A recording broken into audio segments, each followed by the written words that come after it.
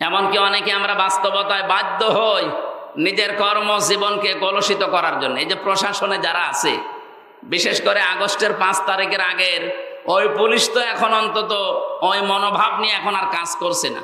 এখন অনেকেই পরিবর্তন হওয়ার চেষ্টায় আছে। এই জন্য আমাদের দাবি হচ্ছে, ইসলাম যদি এই দেশে ক্ষমতায় যায়, আমরা বহুবার বলেছি এটা আমরা, যেহেতু এই বিভাগটা প্রশাসন যেটা পুলিশ, এটা হযরত ওমর বানিয়েছিলেন। সুবহানাল্লাহ বলতে পারেন না? অথচ এদের নাম শুনলে মানুষ এখন ঘৃণা করে। এদের কিছু কাজ কারবারের কারণে জাতির কাছে আজ এরা কালার হয়ে গেছে। আমরা ইসলাম যদি দেশে আনতে পারি, সর্বপ্রথম কাজ হবে প্রশাসনে যারা দায়িত্বে আছেন, যে যেই বিভাগে কাজ করেন, আপনারা 8 ঘন্টা ডিউটি করেন। শুধুমাত্র বাংলাদেশ প্রশাসনে 8 ঘন্টা না, এটা ডিউটি 24 ঘন্টায়। এই জন্য আমরা আশ্বাস দিতে পারি, ইসলাম যদি এসে যায় এই দেশে, আপনি 8 ঘন্টা ডিউটির পরে যেই কয় ঘন্টা ডিউটি করবেন, ওভার টাইম পাবেন। বাংলাদেশে এমন কোন চাকরি আছে যে 8 ঘন্টা ডিউটি করার পরে আরো 5 ঘন্টা এমনি করা লাগে? যাই করবেন ওভার টাইম পাবেন। এক কথা বলেন না কেন? প্রশাসনকে যদি ওই নিয়মটা করে দিতাম যে 8 ঘন্টা ডিউটির পরে আরো 4 ঘন্টা যদি করেন, আপনার বেতন যদি 40,000 হয়, আরো 20,000 ওর সাথে বৃদ্ধি হবে। ও তখন ঘোষ খাওয়া বন্ধ করত। আমি একজন ওসির নাম জানি, ওনার বেতন ওই সময় 42,000 টাকা। আমি বিশ্ববিদ্যালয়ে ছিলাম তখন, ওনারে পড়াতাম মাঝে মাঝে। বেতন ওনার 42,000, অথচ ওনার স্ত্রী, মেয়ে আর ছেলে 3 জন ঢাকাতে ফ্ল্যাট নিয়ে যেখানে থাকে ভাড়া হচ্ছে 52,000। বাকি এই 10,000 টাকা কি ফেরেশতারা দিয়ে যায়? অবশ্যই তারা এদিক ওদিকে টান মারা লাগে। এখন সরকার যদি ওনাকে 8 ঘন্টা ডিউটির পরে আরো 4-5 ঘন্টা যে ডিউটি করে ওভার টাইম দিত, কি কথা বুঝতেছেন? তাহলে ওনার ওই 42,000-এর জায়গায় আরো যদি 30,000 বাড়তো, টাকাগুলো পাচার না করলে 42,000-এর জায়গায় ওরে 30,000 বোনাস না, ওদের ওভার টাইম দেওয়া না, ওরা 50,000 টাকাও দেওয়া যেত। বললাম না, 100 টাকা বাজেট হয়, 3 টাকার কাজ হয়, 97 টাকা খেয়ে ফেলে। খেয়ে তাও নিজে রাখলে তো হয়, এগুলো সব পাঠিয়ে দেয় সাহেব পাড়া আর বেগম পাড়ার জন্য। আমি নিজে সাহেব পাড়া দেখে এসেছি, থাকে না, ওরা সব তালা লাগিয়ে হোটেলে থাকে ভয়ে। কারণে বাংলাদেশের 20 লাখ বাঙালি থাকে ওখানে, যদি ওরা দেখতে পায় পিটিয়ে মেরে ফেলবে। এই জন্য চুরি চুরি করে থাকে। কি করলেন এই অবৈধ কামাই করে? নিজেও ভোগ করতে পারছেন না। এই জন্য আমার মনে হয় আগামীতে কোনো পাগল যেন এ কাজ আর না করে। কাম তারাকু মিন জান্নাতি ওয়া উয়ুন ওয়া যুরুই ওয়া মাকামিন কারীম কাযালিকা ওয়ারাসনাহা কওমান আখারিন ওয়া নি'মাতিন কানু ফিহা ফাকিহিন। আল্লাহ কি সুন্দর উদাহরণ দিয়েছেন। হে নবী, এরা কত বাগান, কত অট্টালিকা, কত সম্মানজনক বাড়ি ঘর সব ছেড়ে পালিয়েছে, সব পড়ে আছে আজ। আমার মনে হয় এই আয়াতটা আগস্টের 5 তারিখে আবার আরেকবার নাজিল হয়েছে। আপনি দেখেন সারা দেশে জালেমদের বাড়ি ঘর, তাদের বাগান, তাদের অট্টালিকা, তাদের সুন্দর সুন্দর কত কিছু বানিয়েছিল, সব এখন পরিত্যক্ত হয়ে পড়ে আছে। আর ওরা সব এখন বিভিন্ন দেশে যে পালিয়েছে, তো পালিয়েছে, চোরের মতো থাকে। আর এমন অপমান, সমর রেজাউল করিম নামে এক মন্ত্রী ছিল, মাছ মন্ত্রী, মৎস্য মন্ত্রী। এই লোকটা কয়েকদিন আগে একটা লাইভ পাঠিয়েছে যে আমি 7 দিন পালিয়েছিলাম আমার ঘরের ভেতরে ঢাকায়, কিন্তু আর পারলাম না। বৈষম্য বিরোধী ছাত্র আন্দোলনে যারা নেতৃত্ব দেয় এরা আমাকে খুঁজছিল, খুঁজে পেলেই তো আমার 12টা বাজাবে। এই জন্য বোরকা পরে আমি ওখান থেকে পালিয়ে শেষ পর্যন্ত বর্ডারে গিয়ে 4 ঘন্টা পাহারা দিচ্ছে। ওইদিকে ভারতের লোক, এদিকে বাংলাদেশের। কি করব? এই কচুরি পানার ভেতরে 4 ঘন্টা আমি ওই জায়গায় লুকিয়েছিলাম। এরপরে রাত যত গভীর হয়, 2 দিককার মানুষ যখন আস্তে আস্তে ঘুমিয়ে পড়ে, এই ফাঁকে আমি এই বর্ডার পার হই। এর চাইতে আর কত অপমান করবে জালেমদের বলেন? এটা দেখেও যদি আগামীতে যারা আসবে এরা যদি শিক্ষা না নেয়, এদের কপালে আরো দুর্গতি আছে। আল্লাহ রাব্বুল আলামিন বলেন,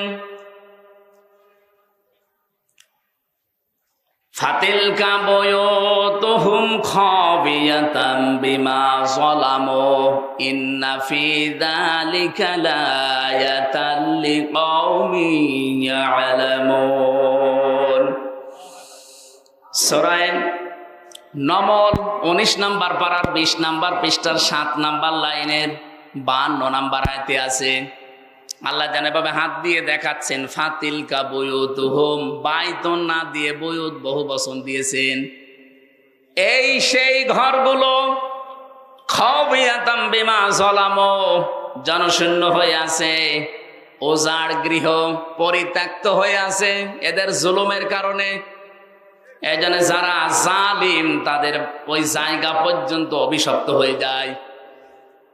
আমি তো আমার কুষ্টিয়ায় দেখেছি হানিফ সাহেবের বাড়ি, ইনু সাহেবের বাড়ি, কামারুলের বাড়ি, ওই জজ মিয়ার বাড়ি, বাড়িগুলো কত জাঁকজমকপূর্ণ ছিল। আগস্টের 5 তারিখের আগে কত নিয়ামত দিয়ে ভরা ছিল, কত বাগান, সুন্দর সুন্দর ফুলের গাছ। আগস্টের 5 তারিখের বিকাল 5টা বাজতে বাজতে ওটা শ্মশান বানিয়ে দিয়েছে কে? না না, ফাকতি আদাবিরুল কওমিল্লাযিনা যালামু, সূরা আনআম 7 নম্বর পারা 12 নম্বর পৃষ্ঠা 4 নম্বর লাইনের 45 নম্বর আয়াতের প্রথম অংশে আছে। আল্লাহ তাআলা বলেন, জালেমদের শিকড় কাটা হয়ে গেছে। কেটেছে কে? হ্যাঁ, না না, আপনি আলেম, কতিয়া এটা মজুর, এর কর্তাকে ফাইলকে জানা নেই। জালেমদের শিকড় কাটা হয়ে গেছে, কিন্তু কেটেছে কে কেউ জানে না। এখন যদি আপনি বাংলাদেশে খোঁজ নেন যে বগুড়াতে যে জালেমদের বাড়ি ঘর ভাঙা হয়েছে, এটা ভাঙলো কে? একটা লোকের নাম বলেন, নেই। কে ভেঙেছে কেউ জানেন? হানিফ সাহেবের বাড়ি পায়খানার প্যান পর্যন্ত খুলে নিয়ে চলে গেছে, কিন্তু কে নিয়েছে কেউ জানে না।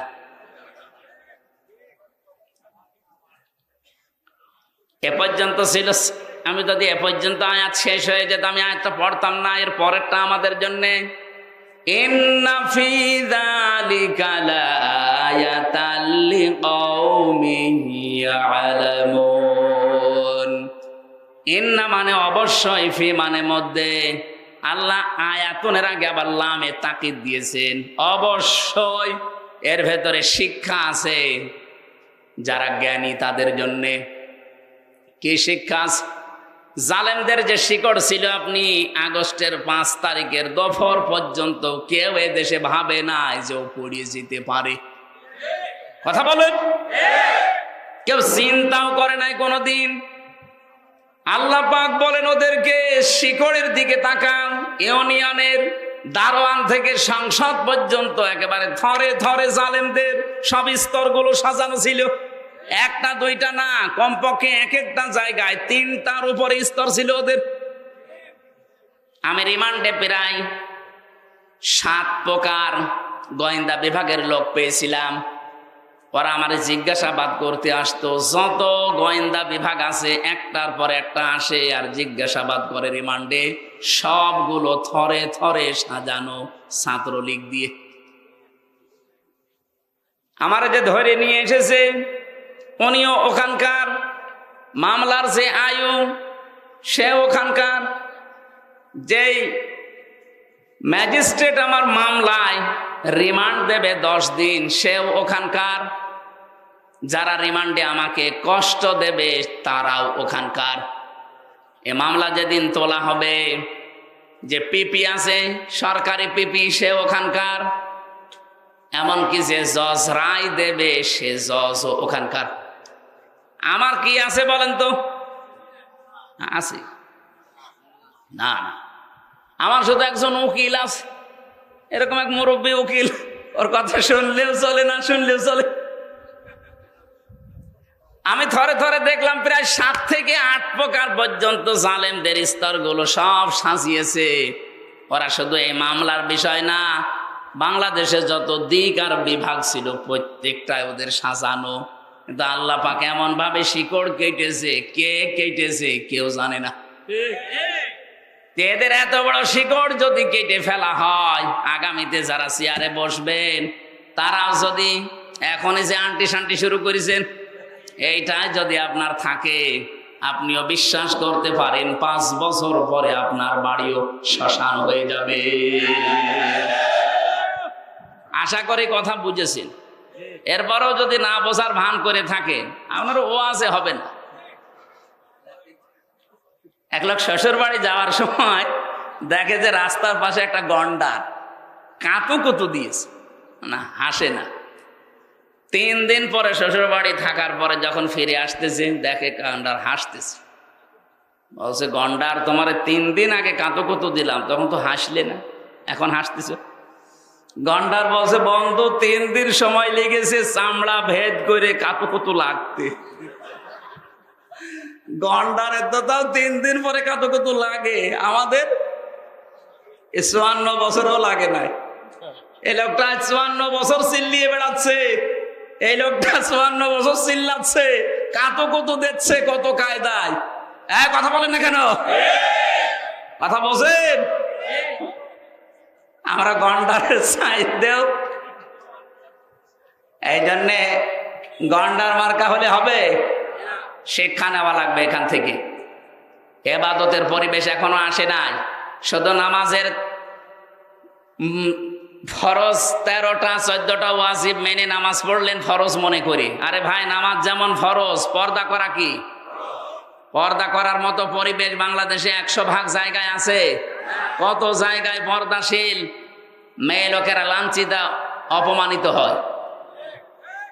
যদি আমরা পরিবেশ তৈরি করে দিতে পারতাম, কেউ সাহস পেত না বোরকাওয়ালা পর্দাওয়ালা কোনো মেয়েকে অপমান করা।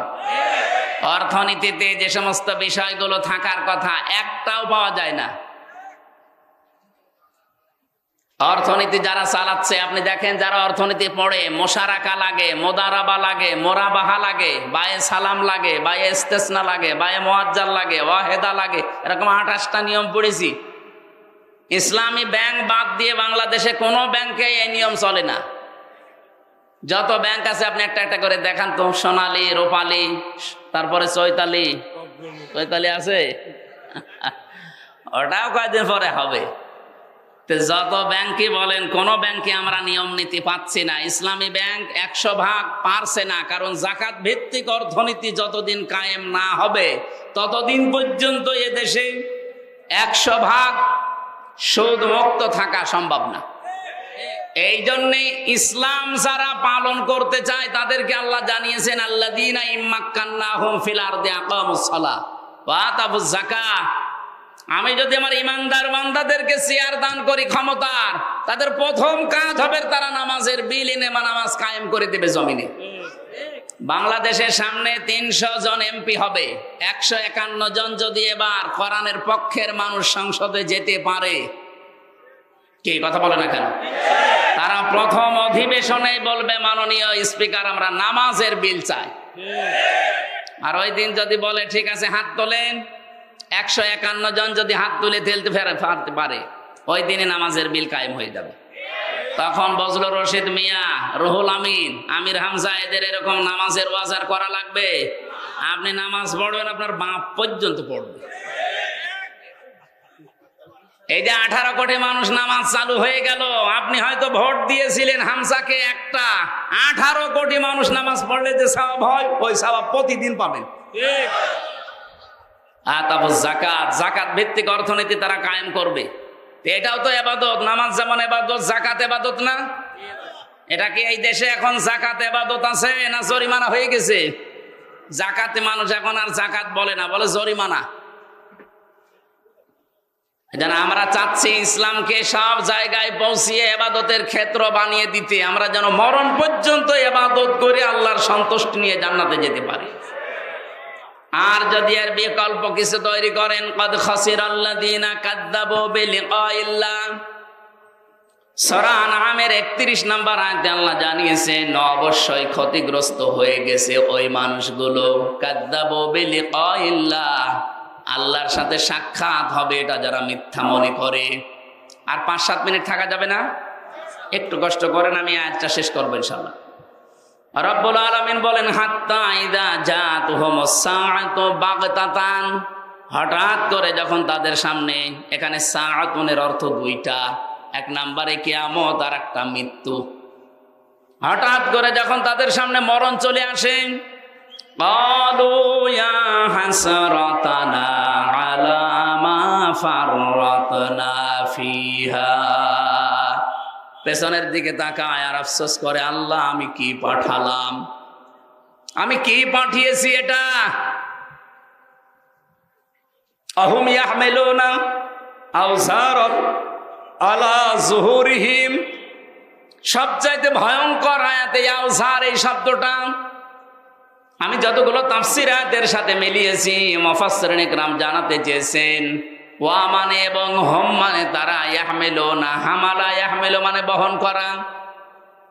আল্লাহ এখানে জানাতে চেয়েছেন তারা বহন করছে এবং করবে। ঝার মানে বোঝা, আওঝার এটা বহু বচন। ওই মানুষগুলো কিয়ামতের দিন বোঝা সমূহ আলা যুহুরিহিম তাদের পিঠের উপরে বহন করে নিতে থাকবে। আল্লাহ যদি ঝাড় দিতেন আমি আয়াতটা সত্যি পড়তাম না, কিন্তু আওঝার দিয়েছেন, এই জায়গায় আমাদের ঝামেলা।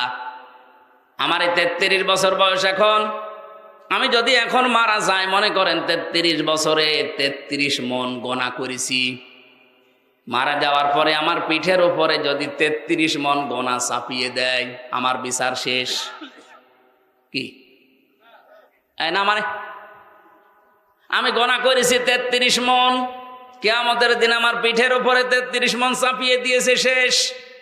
মরণের পর আল্লাহ যদি 33 মনই চাপিয়ে দিত, আমার বিচার শেষ, আমি তো আর বেশি কম করছি না। কিন্তু আল্লাহ আওঝার দিয়েছেন কেন?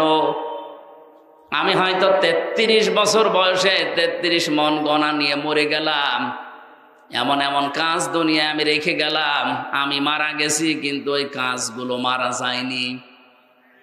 আমি এমন একটা সংগঠন বানিয়েছি, আমি মরে গেছি কিন্তু সংগঠন এখনো বেঁচে আছে।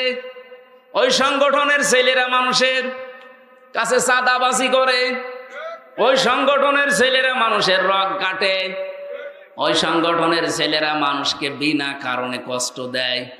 আমি তো মরে গেছি 33 মন গোনা নিয়ে, কিন্তু ওরা যা করবে ওগুলো সব ফিলাক্সি লোড হয়ে আমার আমল নামায় জমা হতে থাকবে।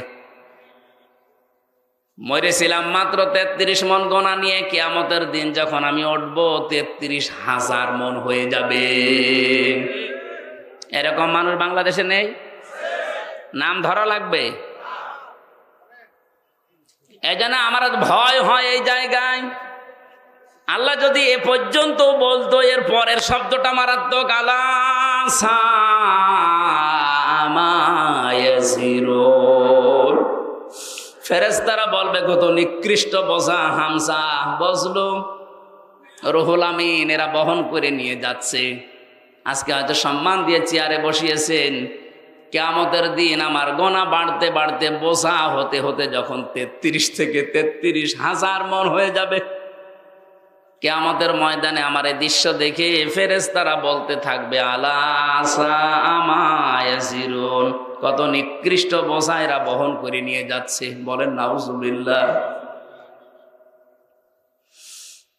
আয়াতটা পড়ার পরে সত্যি আমাদের ভয় হয়।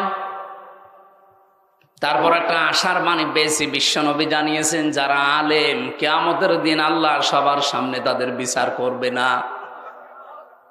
ময়দানে মাহশারে কঠিন অবস্থায় আল্লাহ পাক নিজে কুদরতে একটা চাদর দিয়ে মানুষটাকে ঢেকে নেবে, আড়াল করে নিয়ে জিজ্ঞাসা করবে, বসলু এই কাজগুলো করেছিলি? আল্লাহ যেহেতু সব জানে, মাথা নিচু করে জবাব দেওয়া লাগবে, আল্লাহ আমি করেছি, আমারে মাফ করে দেন। তার চোখের দিকে কাকতি মিনতির দিকে তাকিয়ে শেষ পর্যন্ত আল্লাহ বলবে, গোপনে মাফ করে দিলাম, কাউকে বলবি না, জান্নাতে চলে যা। এইটা চাচ্ছি আমরা। তাছাড়া আল্লাহ যদি হিসাব নেওয়া শুরু করে, এখানে যত ভালো ভালো মানুষই আমরা বসে আছি, কেউ পার পাওয়া সম্ভব না। কিয়ামতের দিনে যে হাদিসটা যে ব্যাখ্যা বলেছি, কিয়ামতে যেন আল্লাহ আমাদের সাথে এই আচরণটা করেন, বলেন আমিন। দুনিয়াতে এমনও মানুষ আছে শুধু গোনায়ে জারিয়া বলি আমরা, সাদগায়ে জারিয়া, গোনায়ে জারিয়া আছে। আপনি এমন এমন কাজ করে গেলেন, মরে গেছেন, কিন্তু কাজ জারি থাকবে। এমন এমন ভালো কাজে আঞ্জাম দেওয়া দরকার। মাওলানা যুক্তিবাদী আজকে যে মাদ্রাসাটা বানিয়েছে, কিয়ামত পর্যন্ত যেটা টিকে থাকে, 4 জন হাফেজ হয়েছে, এরা আরো 4 জনকে বানাবে, এরা আরো 4 জনকে বানাবে। এলেম এভাবে ছড়াতে ছড়াতে কিয়ামত পর্যন্ত চলে যাবে। মনে হয়তো আর 20-30 বছর পরে মরে যাবে, কিয়ামত পর্যন্ত কবরের ভেতরে আমার আল্লাহ সওয়াব পাঠাতেই থাকবেন। মনে হয়তো এই গোলাম রব্বানির বয়স খুব বেশি হলো না, 40 বছর হবে। এই 40 বছরে 40 মন নেকি নিয়ে উনি মারা গিয়েছে। কিয়ামতে যখন উঠবে আমল নামায় দেখবে 40,000 মন নেকি আল্লাহ দিয়ে দিয়েছেন।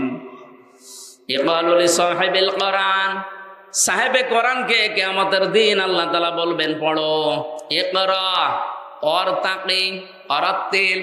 শুধু পড়ো বলে শেষ করেননি, নবীজি বলেন যেই বলবে পড়ো আর উপরে ওঠো। ওয়ারতাকি ওয়ারাত্তিল, উপরে উঠতে থাকো তার তিলের সাথে পড়তে পড়তে। তার তিলের সাথে পড়া বলতে আমি এখানে 4টা বিষয় পেয়েছি। কোরআন শরীফের ভেতরে আপনি 3টা শব্দ পাবেন কোরআন পড়ার ব্যাপারে, কারা আর রাতালা আর তালাওয়া। এখানে রত্তিল শব্দটা আছে।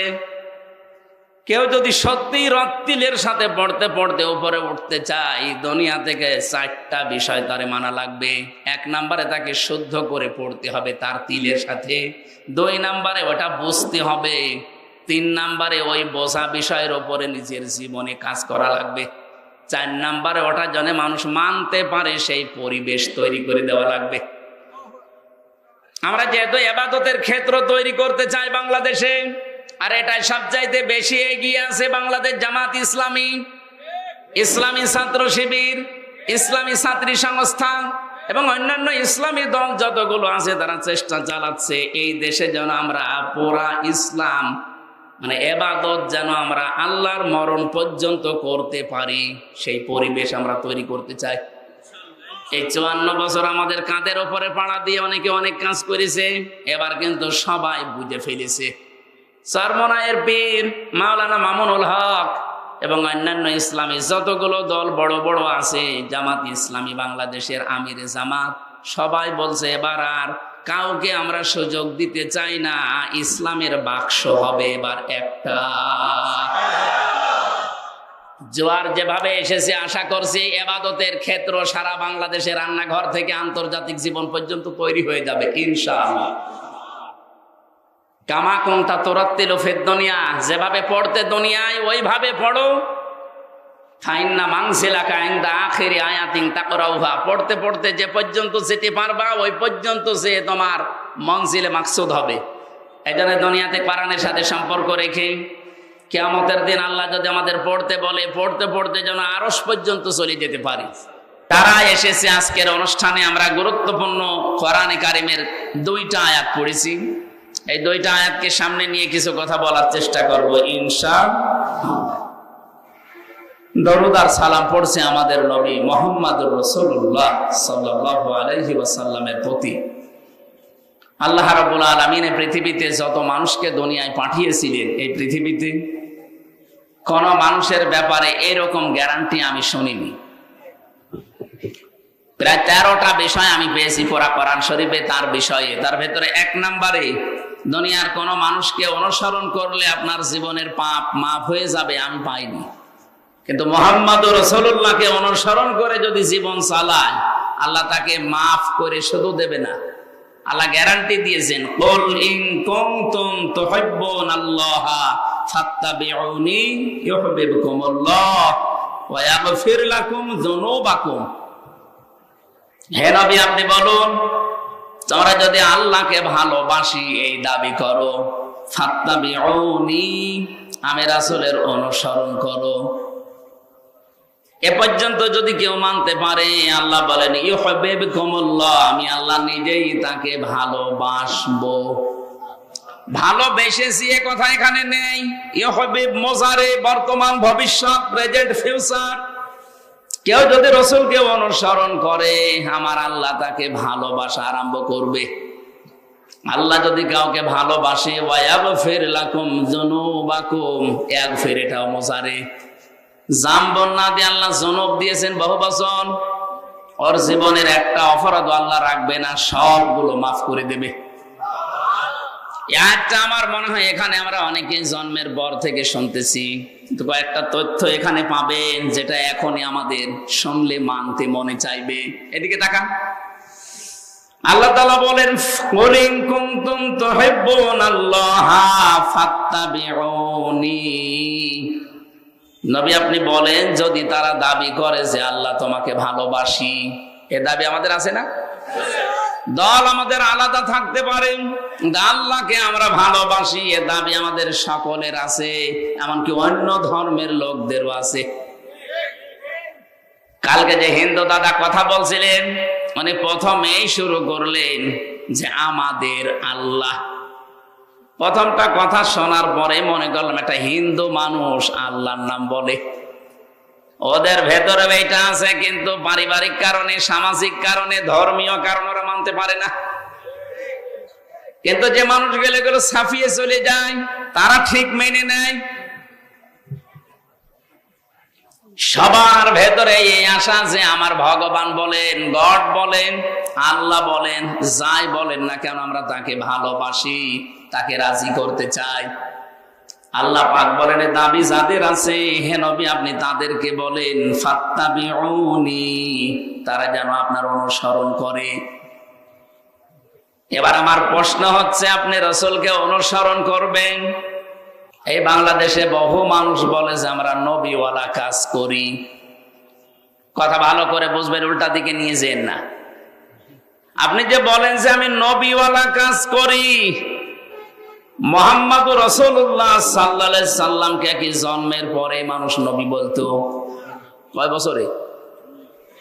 উনি যেদিন নবুয়ত পেয়েছেন 40 বছরে, তখন মানুষ তাকে নবী, তিনি স্বীকৃতি দিয়েছেন। বাড়িতে এসে স্ত্রী মেনে নিয়েছে, বন্ধু মেনে নিয়েছে, চাচাতো ভাই মেনে নিয়েছে, কাজের লোক বাড়িতে যিনি পালিত পুত্র সে মেনে নিয়েছে। তার মানে উনি নবী হয়েছেন 40 বছরে। এর আগে ওনাকে কেউ নবী বলে ডাকতো না, বলতো আল আমিন, আস-সাদিক। আপনি যদি তাহলে নবীওয়ালা কাজ করতে চান, উনি যেদিন নবী বলে স্বীকৃতি পেলেন, ঘোষণা হয়ে গেছে, ওই দিন থেকে জীবনের শেষ দিন 63 বছর, এই 23 বছর আপনাকে মানা লাগবে, পঙ্খানো অনুসরণ করা লাগবে। 23 বছরের জীবন। ফাত্তাবিউনি, আমাকে অনুসরণ করো, আমাকে দেখে দেখে চলো। এখানে তাবউন মানে দেখে দেখে চলা। আমার সামনে একটা লোক হেঁটে যাচ্ছে, কিভাবে পা দেয়, কিভাবে মাজা দেয়, কিভাবে হাত নাড়ে, কিভাবে বডি, এইভাবে দেখে দেখে পা ফেলার নাম হচ্ছে তাবউন। তাহলে রাসূলকে সামনে রেখে আপনি অনুসরণ করবেন। এখন আমার প্রশ্ন, এ অনুসরণ কি আপনার আংশিক না পূর্ণাঙ্গ? বলেন বলেন। এইটার জন্য আমি এই পর্যন্ত এসেছি। আজ বাংলাদেশ সহ বিশ্বে বহু মানুষ আমরা রাসূলের অনুসরণ করছি, কিন্তু আংশিক, পূর্ণাঙ্গ না। আংশিক অনুসরণ করেছিল অনেকেই, তারা মাপ পায়নি। কিন্তু পূর্ণাঙ্গ অনুসরণ যারা করেছে তারা মাপও পেয়েছে, জান্নাতের সুসংবাদও পেয়েছে। নবীজির পুরা জীবনী আপনি পড়বেন, সাহাবায়ে কেরাম, বহু কাফেরের জীবনী আমি পড়ে দেখেছি। বহু মানুষ রাসূলকে ভালোবাসতো আংশিক, কিন্তু রাসূলকে অনুসরণ করার ক্ষেত্রে তারা পূর্ণাঙ্গ রূপ দিতে পারে নাই। এই জন্য আল্লাহ তাদেরকে মাফ করে নাই, জান্নাতেও দেয় নাই। আব্দুল্লাহ বিন উবাইয়ের নাম আমরা জানি অনেকেই। এই লোকটা রাসূলের এত অনুসরণ করেছে, তার পুরা জীবন আমি পড়ি মাত্র 2টা ভুল পেয়েছি। 1 নম্বরে উহুদের ময়দান থেকে 300 মানুষ নিয়ে ভেগে গিয়েছিল। 2 নম্বরে ও রাজনৈতিক জীবনে বিশ্ব নবীকে মানত না, ওর আদর্শ ছিল আবু জেহেল। রসুলের পেছনে নামাজ পড়েছে, রসুলের মতো জামা গায়ে দিয়েছে, রসুলের মতো দাড়ি রেখেছে। আর এমন কোন কিছু আমি পাইনি জীবনে যে অনুসরণ রসুলের মতো হয়নি, সব রসুলের মতো। শুধু রাজনৈতিক জীবনে বিশ্ব নবীকে নেতা মানে নাই, ওর নেতা ছিল, আদর্শ ছিল আবু জেহেল। এতটুকু কারণে যদি আল্লাহ তার জন্য আয়াত নাজিল করে জাহান্নামের ঘোষণা দিয়ে দেয়, আজ এই বাংলাদেশে যে মানুষগুলো অনুসরণ করছেন রাসূলকে আংশিক পূর্ণাঙ্গ না, বলেন তো আপনাকে আল্লাহ কি এখনো ভালোবাসা আরম্ভ করেছে? না। ফাত্তাবিউনি, এ পর্যন্ত আপনাকে অনুসরণ করা লাগবে, আংশিক না পূর্ণাঙ্গ। আপনার নাম রাখা থেকে শুরু করে একেবারে মৃত্যু পর্যন্ত। এই জন্য আয়াতে আল্লাহ জানালেন ওয়াবুদ রাব্বাকা হাত্তা ইয়াতিয়াকাল ইয়াকিন। সূরা হিজরের 99 নম্বর আয়াতে আল্লাহ বলেন, হে নবী, আপনার রবের ইবাদত করবেন ওই দিন পর্যন্ত যতদিন আপনার কাছে ইয়াকিন না আসে। ইয়াকিন মানে মৃত্যু। ইয়াকিন মানে কি? যতক্ষণ পর্যন্ত আপনার কাছে মরণ না আসে আপনি ততক্ষণ ইবাদত করবেন। যেহেতু রাসূলের অনুসরণ করা লাগবে আংশিক না পূর্ণাঙ্গ, তাহলে আল্লাহ আপনাকে ভালোবাসা আরম্ভ করবে, আরম্ভ করে নাই। তাহলে এখন আমাদের উচিত হচ্ছে আমাদের অনুসরণ করা লাগবে মাথা থেকে পা পর্যন্ত, রান্নাঘর থেকে আন্তর্জাতিক জীবন পর্যন্ত। কি আংশিক আংশিক না পূর্ণাঙ্গ? এই পূর্ণাঙ্গটা বলতে গেলে কিছু মানুষের মন পাওয়া যায় না। আমরা তো পূর্ণাঙ্গ অনুসরণের কথা বলি। আপনি যখনই পূর্ণাঙ্গ অনুসরণ আরম্ভ করে দেবেন তখন আল্লাহ আপনাকে ভালোবাসা শুরু করবে। তাহলে এই দেশে যে আলেম, যে ইমাম, যে মুসলমান এখনো রাসূলুল্লাহকে পূর্ণাঙ্গ অনুসরণ আরম্ভ করে নাই, তাকে আল্লাহ ভালোবাসা শুরু বলেন না, করে নাই।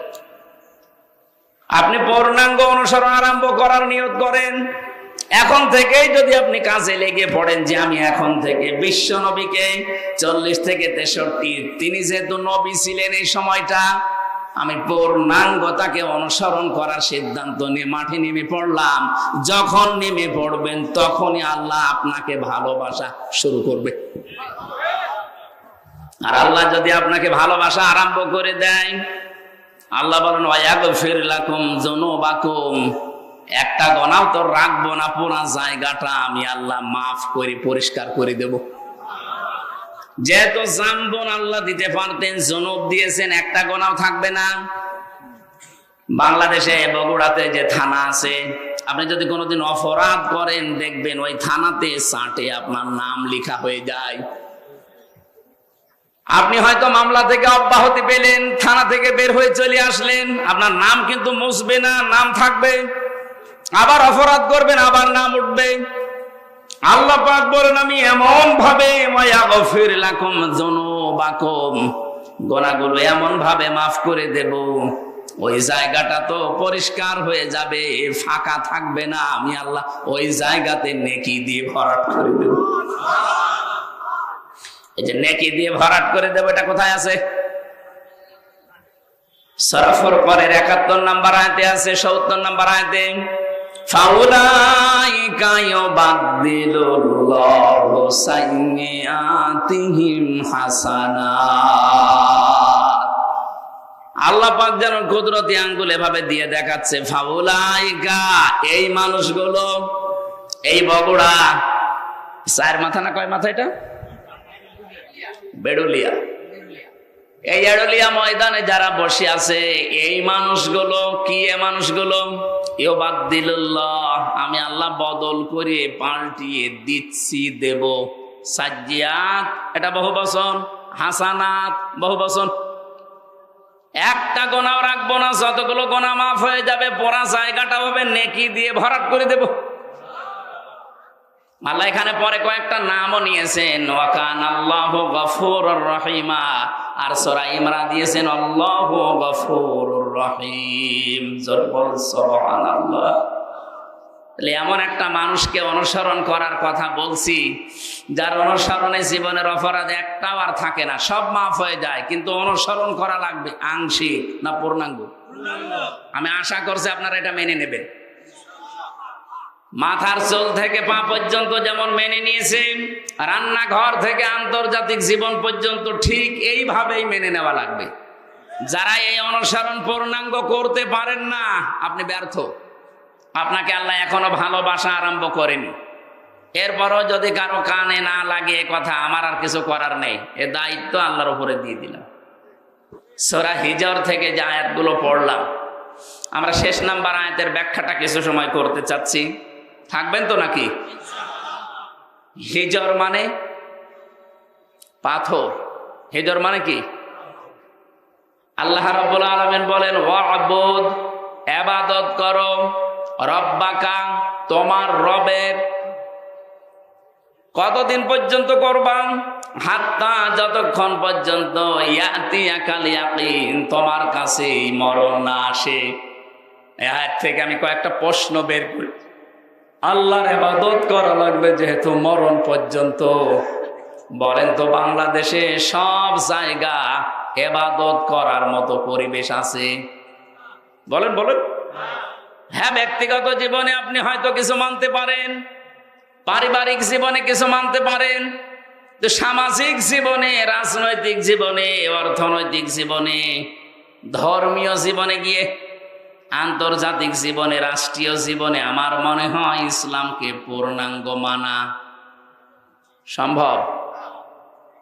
এটা সম্ভব হবে তখন এই ইবাদত, ওইগুলো পারিবারিক জীবনে যেমন ইবাদত আছে, ব্যক্তিগত জীবনে যেমন ইবাদত আছে, রাজনৈতিক জীবনে, অর্থনৈতিক জীবনেও ইবাদত নেই।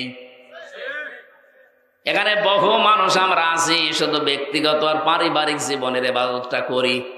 আমার যে রাজনৈতিক জীবনে ইবাদত আছে আমরা অনেকে জানি না, অর্থনৈতিক জীবনে যে ইবাদত আছে আমরা জানি না। আল্লাহ যে বললেন মরণ যতদিন না সে ইবাদত করো, তে আমরাও তো ইবাদত করতেই চাই, কিন্তু সে পরিবেশ নেই। আপনি ইচ্ছা করলেও হালালকে হালাল জেনে মানতে পারবেন না, হারামকে হারাম জানার পরও আপনি ছেড়ে দিতে পারবেন না। আজকে কুষ্টিয়াতে ডিসি, এসপি এবং মন্ত্রণালয় থেকে একজন, শিল্প মন্ত্রণালয় থেকে একজন অফিসার এসেছিল কুষ্টিয়ার এই যে চিনির মিল, এই সুগার মিলটা চালু করার জন্য 5 বছর অকেজ হয়ে পড়ে আছে। ওখানে এতদিন যারা দায়িত্বে ছিল, দুর্নীতি এমন বেশি হয়েছে, এটা শেষ পর্যন্ত বন্ধ হয়ে গেছে। 1965 সালে মিলটা তৈরি হওয়ার পর থেকে 25 সাল পর্যন্ত, 5 বছর নয় বন্ধ, 20 সাল পর্যন্ত একবার শুধু লাভ হয়েছিল, যেবার মাওলানা মতিউর রহমান নিজামী রহমতুল্লাহ আলাইহি শিল্পমন্ত্রী ছিলেন ওই সময়। তাছাড়া আজ পর্যন্ত লাভ হয়নি। ডিসি, এসপি এবং সচিব যিনি এসেছিলেন ওই জায়গা থেকে, সবাই, এলাকার সবাই ওই জায়গায় গিয়ে প্রশ্ন করছে এটা চালু করা লাগবে। ওনারা বলছে চালু করা তো লাগবে, কিন্তু এখানে যে বাজেট 300 কোটি টাকা লাগবে। আমার মনে হয় 300 কোটি টাকাও সরকার দেওয়া সম্ভব, কিন্তু এই টাকাগুলো 300 কোটি ওপর থেকে বাজেট হয়ে আসতে আসতে সর্বশেষ 300 টাকা থাকতে পারে। আমি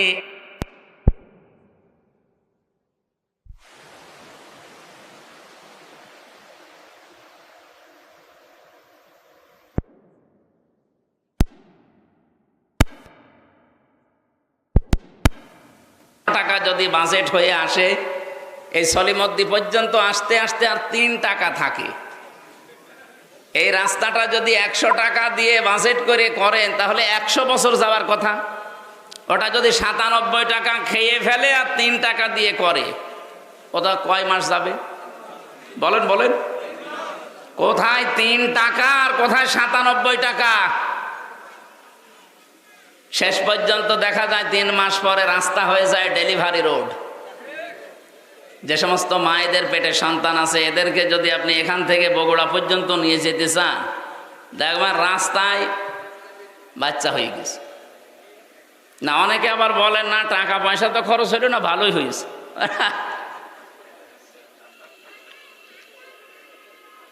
তো এই মেলটা চালু করার জন্য আজকে এলাকাবাসী সবাই এসে ডিসি, এসপি সাহেবকে বলছিল যে আপনারা উদ্যোগ নেন। তো উদ্যোগ নিয়ে করবে কি? কারণ এই টাকাগুলো তো আসা লাগবে জায়গা পর্যন্ত। এই জায়গা পর্যন্ত আসার আগে যদি 8-10 হাতে এগুলো বিলোতন হতে হতে শেষ পর্যন্ত 300 কোটি টাকা, সেই জায়গা থেকে যদি 3 কোটিও না বাঁচে তো ও মিল কিয়ামতের আগ পর্যন্ত আর দাঁড়াবে? এই জন্য আমাদের উচিত হচ্ছে, আমি যেটা এখান থেকে বোঝাতে চাই আপনাদেরকে, ইবাদত করার মতো পরিবেশ এখানে নেই। ডিসি সাহেব প্রায় 7-8টা পয়েন্ট বলছিল যে আমি চালু করতে পারছি না, এটা শুধু আমার হাতে না, এখানে আরো অনেক ডালপালা আছে। যেন হালালকে হালাল পন্থা এনে কাজে লাগাবেন, পারছেন না, কারণ রাষ্ট্রে ইবাদত করার মতো সেই পরিস্থিতি নেই। এজন্য আমাদের উচিত, আমরা এমন একটা দেশ গড়তে চাই যেখানে আমরা নির্বিঘ্নে ইবাদত করতে পারি। কে কথা বলেন না কেন? আমাদেরকে যিনি বানিয়েছেন ইবাদত হবে তার, আমরা এমন ইবাদত করব যেন ইবাদতে বাধা না আসে। এদেশে ইবাদতে বাধা আসে না? বলেন আসে না? দেখেন 15.5 বছরে যারা জুলুম, অত্যাচার, নির্যাতন সবচাইতে বেশি করেছে, যাদের ইশারায় হয়েছে, এই মানুষগুলো এখন ভালো হওয়ার চেষ্টা করলেও হতে পারছে না। 2-5 দিন পরে এমন এমন কথা তাদের মুখ দিয়ে বের হয়, মনে হচ্ছে রে এখনো পিটিয়ে সোজা করা দরকার। এত সুযোগ দেওয়ার পরেও যদি মানুষ সংশোধন না হয় তো ও আর আবু জাহেলের ভেতরে কোনো পার্থক্য আছে? বলেন। এই জন্য আমরা সীমা লঙ্ঘনকারী যেন না হই। সীমার ভেতরে না থাকলে সর্বশেষ আপনি আর হেদায়েতও পাবেন না। এই জন্য আজকে কোরআনের এই অনুষ্ঠানে যারা আমরা এসেছি, এটা যেহেতু শুধুমাত্র মুসলমানদের জন্য না, বিশেষ করে ইসলামী দলের যে নাম বললাম, মনে করছি এরাই মুসলমান না। সুন্নাত নয় শুধু দাওয়াতের মেহমান, সুন্নাত নয় শুধু খাওয়া শেষে মধুপান, আরো কিছু সুন্নাত আছে তুমি জানো কি? জানলেও জীবনে কখনো তা মানো কি? সুন্নাত শুধু নয় নির্জন ধ্যানে যাওয়া, আর সুন্নাত হলো পাথরের আঘাত খাওয়া। সুন্নাত শুধু নয় মাজলুম সহায়ক, সুন্নাত অহুদ জালিমের প্রতিরোধ, মহাব্বতে তার সুদিনের সাথী তুমি, দুর্দিনেও তার পাশে থাকো কি? আরো কিছু সুন্নাত আছে তুমি জানো কি? জানলেও জীবনে কখনো তা মানো কি? সুন্নাত কোরআনের সমাজ মানে বৈরি সকল পথ মাড়িয়ে চলা। সুন্নাতে দাওয়াতে দিনের পাশাপাশি, ইসলাম রক্ষায় হাতে তলোয়ার তোলা। সুন্নাত শুধু নয় নমনীয় আলাপন, সুন্নাত প্রয়োজনে হুঙ্কার গর্জন। সুন্নাত শুধু নয় মেষ চরাতে যাওয়া, আর সুন্নাত হলো রাষ্ট্রনায়ক হওয়া। মহাব্বতে তার খালিদ ওমর আলী, হামজার মতো তার পাশে থাকো কি? আরো কিছু সুন্নাত আছে তুমি জানো কি, জানলেও জীবনে কখনো তা মানো কি। আলহামদুলিল্লাহ। আজকে শুধুমাত্র যারা বাংলাদেশের জামাত ইসলামী করে, যারা চরমনাই পীরের মুরিদ, যারা খেলাফত মজলিসে এই সমস্ত ইসলামিক দলে আছে তাদের জন্যই না, হাদা বায়ানুল লিন্নাস, মানুষ পদবাচ্চে যারা বিবেচিত তাদের সবার জন্য আজকের এই অনুষ্ঠান।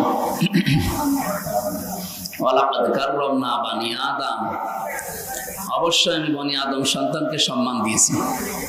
বগুড়াবাসী এই আয়াত থেকে আমরা কয়েকটা তথ্য বের করতে পারলাম। এক নম্বরে আল্লাহ বলেননি ওয়ালাকাদ কাররামনা বানি মুসলিমিন, আমি মুসলমান সন্তানদেরকে সম্মান দিয়েছি, না, মানুষ যারা তাদের সম্মান দিয়েছেন কে? দুঃখজনক হলো সত্য, তাম পৃথিবীতে আজ মানুষের সম্মান নিয়ে সবচাইতে বেশি সিনেমিনি খেলা হচ্ছে।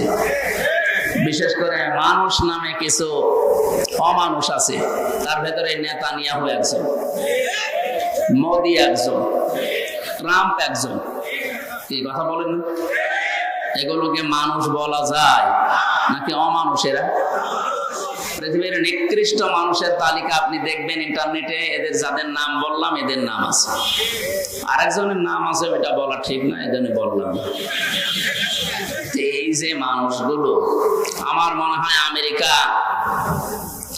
এই জাতে মাতাল হলো, ওরা যেহেতু তালে ঠিক আছে, এই কারণে ট্রাম্প নামে, ডোনাল্ড ট্রাম্প নামে এই লোকটাকে থামানো লাগবে। আপনারা প্রকাশ্যে মানবতা বিরোধী অপরাধ যারা করে, যেহেতু সারা দুনিয়ার মানুষকে সবক দিয়ে বেড়ান মানবতার, গণতন্ত্রের, যারা ফিলিস্তিনের অবস্থা কি করেছে তামাম দুনিয়া দেখেছি। সুতরাং আমেরিকার আমার মনে হয় এই মুহূর্তে উচিত এই পৃথিবীর নিকৃষ্ট জাতি এই ইহুদিদের পক্ষ না নিয়ে, তারা যেহেতু খ্রিস্টান, তাদের নবী হযরতে মুসা ঈসা আলাইহিস সালামকে এই ইহুদিরা তারা হত্যার দাবি করেছিল যে তাকে আমরা মেরে ফেলেছি। এমনকি তার মা হযরতে মরিয়ম আলাইহিস সালাম, তার চরিত্রের উপরে অপবাদ পর্যন্ত দিয়েছিল এই ইহুদিরা। আপনারা নিজেদের জাতিকে, জাতির যারা কর্ণধার তাদেরকে যারা কলঙ্কিত করে তাদের পক্ষ অবলম্বন করবেন, এটা আপনার বিবেকে মেনে নেয়? এই জন্য বিবেক যদি কারো কাজে না লাগে, ও কিন্তু আর মানুষ থাকে না। উলাইকা কালান আম, আল্লাহ তাআলা বলেন ওগুলো জানোয়ার, বালহুম আদল, তার চাইতেও খারাপ। কলুবুল্লাহ ইয়াফকাহুনা বিহা, এই আয়াতে আল্লাহ জানিয়েছেন যাদের কলব আছে, হৃদয় আছে, কমন সেন্স আছে, বিবেক আছে, কিন্তু এটা কাজে লাগায় না। এই মানুষগুলোর কথা বলতে বলতে আরো কয়েকটা ইন্দ্রিয় শক্তির কথা এখানে আছে। ওয়ালাহুম আয়ুনুল্লাহ ইয়াবসিরুনা বিহা ওয়ালাহুম আযানুল্লাহ ইয়াসমাউনা বিহা। এবার আল্লাহ বলেন উলাইকা কালানাম, এই যে বিবেক যারা কাজে লাগায়নি, যারা দেখার পরেও না দেখার ভান করে থাকে, যারা শোনার পরেও না শোনার ভান করে থাকে, এগুলো মানুষ নেই, এগুলো জানোয়ার, তার চাইতেও খারাপ। উলাইকা হুমুল গাফিলুন, এরা গাফিল। এরা কি? এদেরকে যতই কিছু বলেন, এই মানুষগুলো সচেতন হবে না। এই জন্য হেদায়েত পাওয়ার জন্য কিছু রাস্তা আল্লাহ দুনিয়াতে দিয়েছে। যখন ও রাস্তা মানুষ ওভারটেক করে ফেলে, সীমা লঙ্ঘন করে ফেলে, সীমা অতিক্রম করে, তখন তার কপালে আর হেদায়েত থাকে না। এটা সূরা ইউনূসের ভেতরে আছে। ফেরাউনকে আল্লাহ রাব্বুল আলামিন শেষে আর হেদায়েত দেননি। কারণ কি? সে এমন জায়গায় পৌঁছিয়েছিল যে হেদায়েত পাওয়ার জন্য সে বর্ডার পর্যন্ত শেষ করে ফেলেছে, বর্ডারেও থাকে না।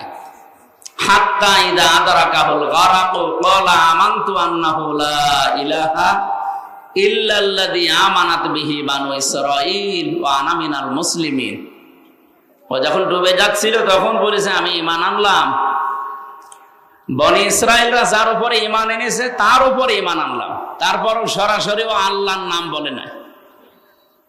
ও যদি বলতো আল্লাহ তুমি একজন আছো, আমি তোমাকে মানি, এই মুহূর্তে আমি সব কিছু ছেড়ে দিয়ে তোমারে বিশ্বাস করলাম, তাফসিরে ফি জিলালিল কোরআনে সাইয়্যিদ কুতুব রহমাতুল্লাহ আলাইহি লিখেছেন ওই পর্যন্ত আল্লাহ তারে মাফ করে দিত, কিন্তু না, ও আর বলে না। লা ইলাহা পর্যন্ত বলেছিল, ইল্লাল্লাহ বলতে পারে না। ইল্লাল্লাযী আমানাত বিহি বানু ইসরাঈল, তারপরও সরাসরি আল্লাহর নাম উচ্চারণ করে না। আমরা এখান থেকে একটা জিনিস দেখি, বাংলাদেশে যারা কমিউনিস্ট আন্দোলন করে আপনি দেখবেন সরাসরি তারা আল্লাহর নাম বলতে চায় না। তাদের ব্যানার পোস্টার ফেস্টনে দেখবেন ওখানে আল্লাহু আকবার লেখা থাকে না, লেখা থাকে আল্লাহ সর্বশক্তিমান বা সর্বশক্তিমান মহান, এরকম বাংলা অনেক কিছু আমরা লেখা দেখি। সরাসরি আল্লাহু আকবার বলতে আপনার সমস্যা কি? আল্লাহর নাম উচ্চারণ তাদের কাছে এত কষ্ট লাগে। ফেরাউনের যেমন লেগেছিল, ও মরে যাচ্ছে তারপরও আল্লাহর নাম সরাসরি বলে নাই, বলছে বনি ইসরাইলরা যার উপরে ঈমান এনেছে আমি তার উপরে ঈমান আনলাম, ও আনা মিনাল মুসলিমিন, আমি তো মুসলমান। এরপরও ফেরেশতারা আমারে খালি পানির ভেতরে চুবায়। আল্লাহ তখন ডাক দিলেন, আল আন, এখন ফাকাদ আসাইতা ক্বাবলু ওয়া কুনতা মিনাল মুফসিদিন, এর আগে তুমি তো বড় সন্ত্রাসী ছিলে।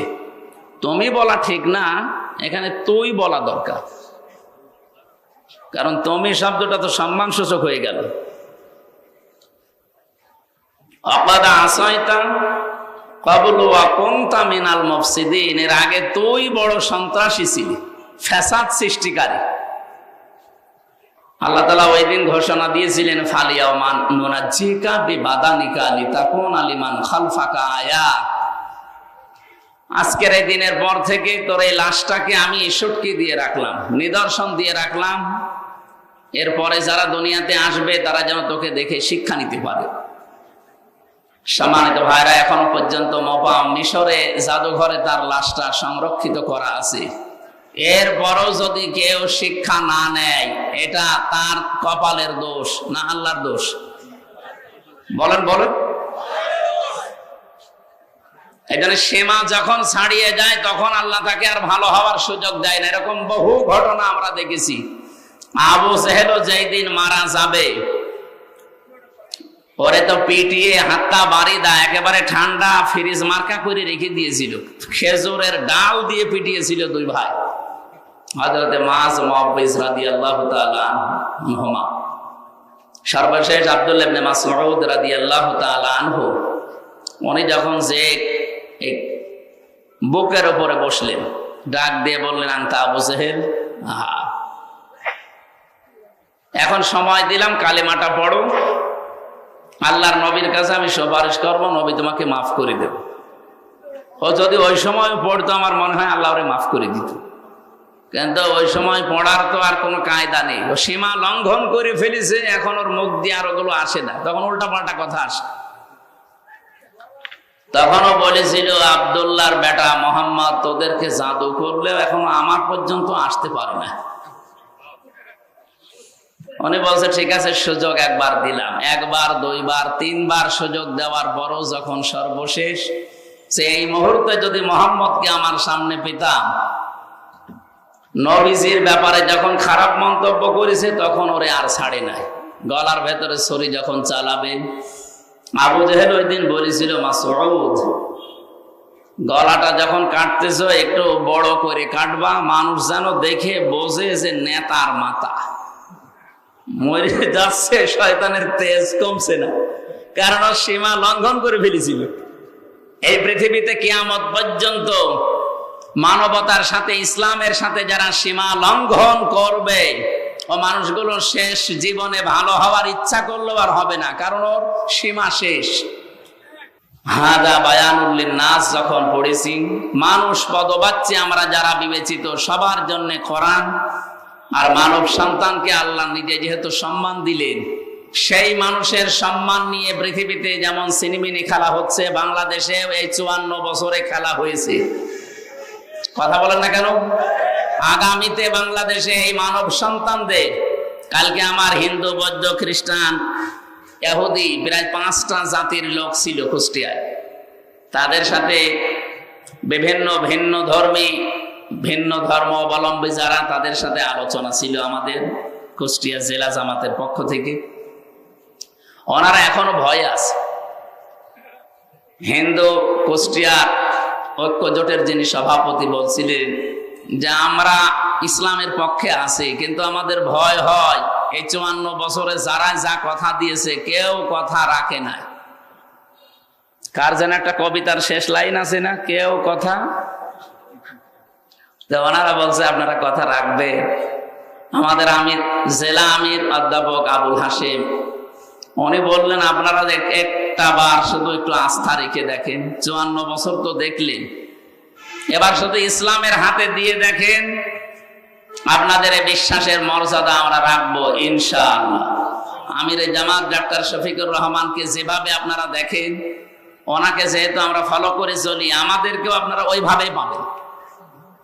কি কথা বললেন এখন?